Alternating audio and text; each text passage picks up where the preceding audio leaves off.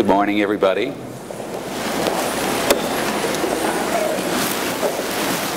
Now, over the last year, we've lived through a profound and probably epochal change in the distribution of power. A year ago, at this conference in this room, the talk was all about how to mobilize Facebook users to come out and vote on Election Day. And today, we bear witness to a green revolution coordinated by Twitter, and we participate as The Guardian UK crowdsources the engines of investigative journalism and democratic oversight to uncover the unpleasant little secrets buried in the MP's expenses scandal, secrets which the British government has done everything in its power to withhold. Now, we have turned a corner. We're on a downward slope. It was a long, hard slog to the top, a point that we probably passed on 4 November 2008. But now, the journey is all about acceleration. It's acceleration into a future that looks almost nothing like the past. The configuration of power has changed. Its distribution, its creation, its application. But the troubles with circumstances of acceleration are that they go hand in hand with a loss of control. At a certain point, our entire global culture is liable to start hydroplaning, or worse, it's going to go airborne. And as we leave the well-oiled wheels of culture behind, we can spin the steering wheel all we want. Nothing will happen. Acceleration has its own rationale and responds to neither reason nor desire. Force will meet force. Force is already meeting force. So what happens now as things speed up is a bit like what's happening in the guts of CERN's Large Hadron Collider. Different polities and institutions will smash and reveal their inner workings like parts sprung from crashed cars. Now, we can learn a lot if we're clever enough to watch these collisions as they happen. Some of these particles in collision will be governments or quasi-governmental organizations. Some will look nothing like them. But before we glory all J.G. Ballard-like in the terrible beauty of these crashes, we should remember that these institutions are first and foremost the domain of people, people who are ill-prepared for the whiplash or the sudden impact with the dashboard. No one is wearing a safety belt, even as things start to slip noticeably beyond control. Someone's going to get hurt. That much is already clear. What we urgently need, and we do not yet have, is a political science for the 21st century. We need to understand the autopoietic formation of polities, which has been so accelerated in this era of hyperconnectivity.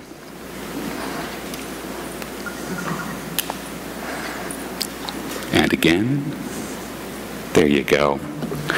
We need to understand the mechanisms of knowledge sharing among these communities and these polities and how they lead to hyperintelligence. We need to understand how hyperintelligence transforms into action. And we need to know how this action spreads and replicates itself through hypermimesis. We have the words, we have some of the words, but we lack an even informal understanding of the ways and means. And as long as this happens, we are subject to terrible accidents that we can neither predict nor control. We can end the war between ourselves and our times, but first we must watch carefully. The collisions are mounting, and they have already revealed much. We have enough data to begin to draw a rough map of this new territory. Now, last month we saw an interesting and very unexpected collision. Wikipedia, the encyclopedia created by and for the people, decreed that certain individuals and certain IP addresses belonging to the Church of Scientology should hereafter be banned from the capability of editing Wikipedia. This directive came from the arbitration committee at Wikipedia, which sounds very innocuous, but is in fact the Supreme Court of the Wikimediaverse. It seems that for some period of time stretching into years, there have been any number of edit wars, and edit wars where a change gets made and then unmade and then remade and then unremade and so on and so on and so on, around articles concerning the Church of Scientology and certain personages within the Church of Scientology. These pages have been subject to fierce edit wars, pitting the Church of Scientology on the one hand, critics of the Church of Scientology on the other hand, and in the middle, the Wikipedians who have attempted to referee the dispute, seeking above all to preserve what they call the neutral point of view, which the encyclopedia aspires to in every article. Now, when that became impossible, when the Church of Scientology and its members refused to leave things well enough alone, a consensus gradually formed within the tangled adhocracy of Wikipedia, finalized in last month's ruling from the Arbitration Committee. So for at least 6 months, several Church of Scientology members are banned by name, and all church computers are banned from making edits to Wikipedia. Now, that would seem to be that, but it's not. The Church of Scientology has been diligent in ensuring that the mainstream media, and make no mistake, Wikipedia is a mainstream medium, that the mainstream media do not portray characterizations of Scientology which are unflattering to the Church. There's no reason to believe that things will simply rest as they are now, that everyone will go off and skulk in their corners like children given a timeout. Indeed, the chairman of the Church of Scientology, David Miscavige, quickly issued a press release comparing the Wikipedians to Nazis, saying, and I quote, "What's next? Will Scientologists have to wear yellow six-pointed stars on our clothing?" How this skirmish plays out in the months and years to come will be driven by the structure and nature of these two wildly different organizations. The Church of Scientology is the very model of a modern religious hierarchy. All power and control flows down from Chairman David Miscavige through the various levels of Scientology. With Wikipedia, on the other hand, no one can be said to be in charge. Jimmy Wales is not in charge of Wikipedia. The whole thing chugs along as an agreement, a social contract between the parties participating in the creation and maintenance of Wikipedia. Power flows in Wikipedia are driven by participation. The more you participate, the more power you'll have. Power is distributed laterally. Every individual who edits in Wikipedia has some ultimate authority. Now, what happens when two organizations so fundamentally mismatched in their structure and their flows of power attempt to interact? The Church of Scientology uses lawsuits and the threat of lawsuits as a coercive technique, but Wikipedia has thus far proven immune to lawsuits. Now, although there is a non-profit entity behind Wikipedia running its service and buying its bandwidth, that is not Wikipedia. Wikipedia is not the machines. It is not the bandwidth. It is not even the full database of articles. Wikipedia is a social agreement. It is an agreement to share what we know for the good of all. So, how does Scientology control that? And that's the question that confronts every hierarchical organization when it collides with an adhocracy. Adhocracies present no control surfaces. They're at once entirely transparent and completely smooth. Now, this could all get much worse. The Church of Scientology could, if it decided to, declare war on Wikipedia. A general marshalling such a conflict might work to poison the social contract which powers Wikipedia, sowing mistrust, discontent, and the presumption of malice within a community that thrives on trust, consensus building, and adherence to a single vision. Striking at the root of the social contract is the whole of Wikipedia. It could possibly disrupt its internal networks and dissipate the human energy which drives the project. Now, were we on the other side of the conflict, running a defensive strategy, we would seek to reinforce Wikipedia's natural strength, the social agreement. The stronger the social agreement, the less effective any organized attack will be. A social agreement, a strong social agreement, implies a depth of social resources which can be deployed to rapidly ameliorate damage.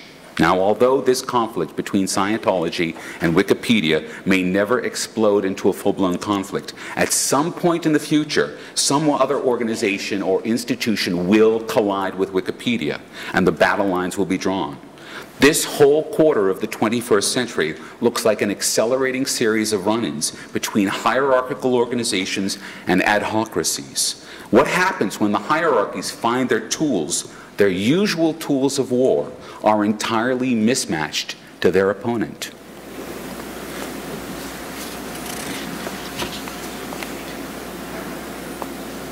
There we go. Now, even the collision between friendly parties, when thus mismatched, can be devastating. Rasmus Cleese Nielsen, is he here? He said he was going to be in the room today.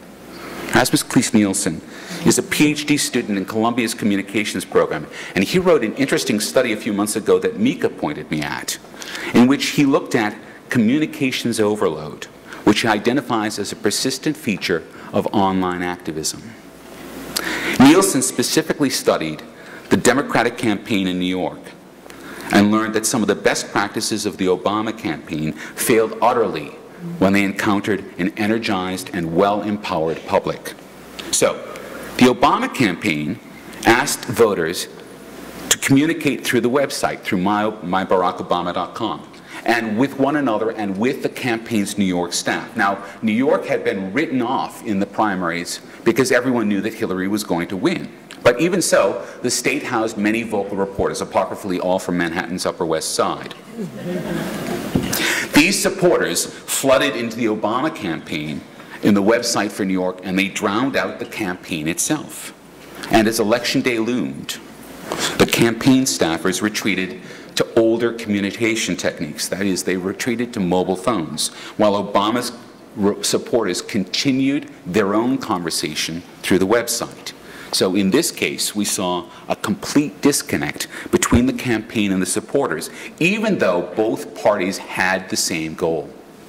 Now, political campaigns may be chaotic, but they are also very hierarchically structured. There's an orderly flow of power from on top, the candidate, to the bottom, the voter. Each of them has an assigned role. When that structure is short-circuited and replaced by an adhocracy, the instrumentality of the hierarchy overloads. We haven't yet seen a hybrid beast which can function hierarchically yet interact with an adhocracy. At the point where the two touch, the hierarchy simply shorts out. Now, there's another example from the Obama general election campaign which illustrates this tendency of hierarchies to short out when they work with friendly adhocracies. Project Houdini was a vast, distributed get-out-the-vote program which would allow tens of thousands of field workers to keep track of who voted and who hadn't. Project Houdini was among the most ambitious efforts of the Obama campaign, and it was thoroughly tested in the days leading up to the general election. But in the morning, as the voting polls opened, Project Houdini went down almost immediately because there was too much information coming in from too many quarters, from too many quadrants of the nation, from field workers who had been thoroughly empowered to gather and report that information. Instead, the organization basically had to become an adhocracy itself. Rather than channeling all the information in centrally, what happened was the field workers now started to call into their local campaign offices. So the workload became distributed. Rather than coming into a single point, it was distributed out and then funneled slowly through the campaign. So, the great vision of the Obama campaign to empower individuals to go out and gather the reports and report it into a single point came crashing down because the system simply couldn't handle the crush of the empowered field workers. Now, in both of these situations, these collisions happened in friendly fire situations where everyone's eyes were set on achieving the same goal. But these two systems of organization are so foreign to one another that we still haven't seen any successful attempt to bridge the chasm that separates the two. Instead, we see collisions and failures. The political campaigns of the future must learn how to cross that gulf. Some may wish to turn the clock back to an earlier time when campaigns respected carefully wrought hierarchies. But the electorates of the 21st century, who are empowered in their own right, have already come to expect that their candidates' campaigns will meet them in that empowerment. So, the next decade is going to be completely hellish for politicians and for campaign workers of every party as the new rules and the new systems are worked out. There aren't any successful examples yet, but circumstances are about to force a search for solutions. Now, as you've been seeing this morning, as governments release the vast amounts of data held and generated by them, communities of interest are going to spring up to work with that data. We've been invited to be part of that community. And as these communities become more knowledgeable and more hyper-intelligent via this exposure, this hyper-intelligence will translate into action. It will translate into hyper-empowerment. And this is all well and good so long as the aims of the state providing the data are the same as the community using the data. A community of hyper-empowered citizens can achieve lofty goals in partnership with the state. But even here, the hyper-empowered community faces a mismatch with the mechanisms of the state. The adhocracy by which the community thrives is no easy match with the mechanisms of the state. Even with the best of the intentions, every time the two of them touch, there is this risk of catastrophic collapse. The failures of Project Houdini will be repeated, and this might lead some to argue that the opening up itself was a mistake. In fact, those catastrophes are the first sign of success. They're the sign that connection is being made. So, in order to avoid catastrophe, the state and any other institution which attempts to treat with a hyperintelligence must radically reform its own mechanisms of communication. Top-down hierarchies, which order power precisely, cannot share power with a hyperintelligence. The hierarchy must open itself up to a more chaotic and more fundamentally less structured relationship with the hyperintelligence it has helped to foster. But this is the crux of the problem. This is asking a leopard to change its spots. Only in transformation can hierarchy find its way to a successful relationship with hyperintelligence. But can any hierarchy maintain its shape without losing its essence? Can the state or any institution become more flexible, more fluid, and more dynamic while maintaining its essential qualities? And this is the good case. This is the happy outcome. This is where everyone is trying to work together. What happens when aims differ? When a hyperintelligence for some reason decides that it is antithetical to the institutions of to the interests of an institution or a state. And we've seen this in the beginnings of a weird, slow war between the Church of Scientology again and Anonymous, a shadowy organization which coordinates its operations through a wiki. In recent weeks, Anonymous has also taken on the besieged paramilitaries in Iran and China's internet censors. Anonymous pools its information, builds hyperintelligence, and translates that hyperintelligence into hyperempowerment. Of course, they don't use these words. Anonymous is simply a creature of its time. It's born in an era of hyperconnectivity.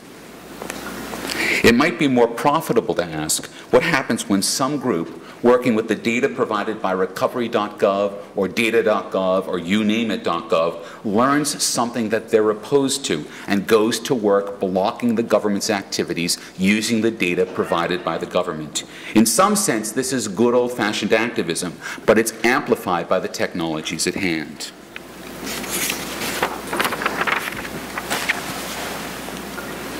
That amplification could be seen as a threat by the state.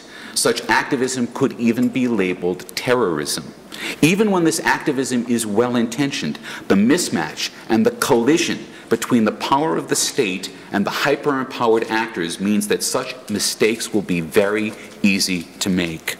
We will need to engage in a close examination of the intersection between the state and the various hyper-empowered actors which will be rising up in the next few years. Fortunately, the Obama administration, in its drive to make government data more transparent and more accessible, and thereby more likely to create hyper-intelligence around it, has provided the perfect laboratory to watch these hyper-intelligences as they emerge and they spread their wings. And communications PhDs, we know, will be undoubtedly watching and taking notes. But public policymakers should also be closely observing everything that happens. Since the rules of the game are changing, the best first step is observation. That's the best first step toward a more rational future. Examining the pushback caused by these newly emerging communities will give us our first workable snapshot of a political science for the 21st century. The 21st century will continue to see the emergence of powerful and hyper-connected communities.